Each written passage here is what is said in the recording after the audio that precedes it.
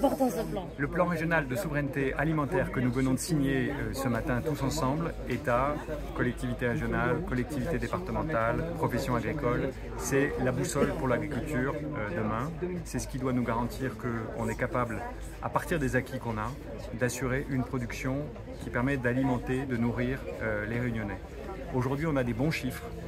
Vous prenez par exemple 100% des œufs quasiment qui sont consommés à La Réunion sont produits à La Réunion. C'est 70% des fruits et des légumes qui sont consommés à La Réunion qui sont produits à La Réunion. Donc on a des bons chiffres, mais on a encore des marges de progrès et on a beaucoup de défis.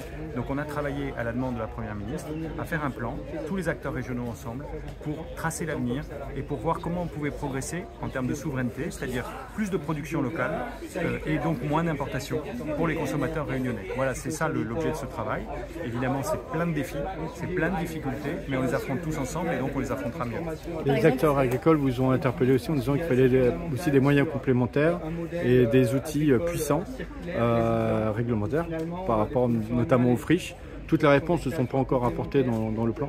Non, le plan, il ne peut pas avoir la réponse à tout, bien sûr, et on affronte les questions les unes après les autres. Mais c'est vrai, j'y ai insisté tout à l'heure, c'est que si on veut de l'agriculture, demain, il faut du foncier agricole. Et donc, il faut le protéger, il ne faut pas le voir partir en friche parce que les agriculteurs se découragent ou parce qu'on en fait autre chose et que la tâche urbaine progresse. Donc, la première chose, c'est de protéger le foncier.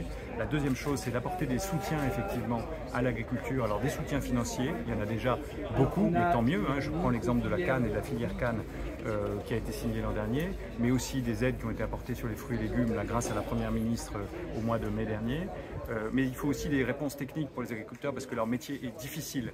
Et des réponses techniques, c'est parfois des alternatives apportées à des produits qui aujourd'hui sont utilisés. Demain, si on ne peut plus utiliser certaines molécules, certaines agricultures s'arrêtent. Donc le gouvernement s'est engagé à ne pas retirer l'habilitation de ces produits tant qu'il n'y a pas une solution alternative pour ne pas mettre en difficulté l'agriculture. Voilà, c'est tout ça qu'on fait et c'est ça la garantie de l'autonomie alimentaire qui doit être aussi une garantie et une fierté pour les Réunionnais, c'est de consommer plutôt local que des produits qui viennent de l'autre côté de la terre. La filière animale vous a interpellé notamment ce matin par rapport à l'ARS en parlant d'un manque de RSA. De RSA, un manque de 5 millions d'euros en disant qu'une promesse a été faite de l'État à ce niveau-là. Qu'est-ce que vous leur répondez?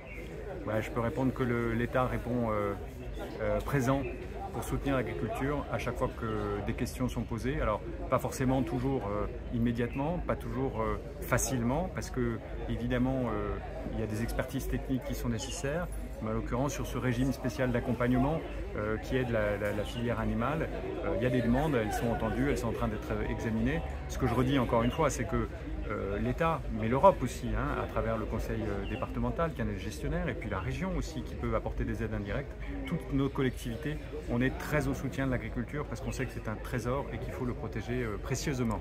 Et vous avez parlé des difficultés, c'est quoi les plus grosses difficultés qui vont être rencontrées pour atteindre ces objectifs? Le foncier agricole, il faut protéger les terres agricoles, des agriculteurs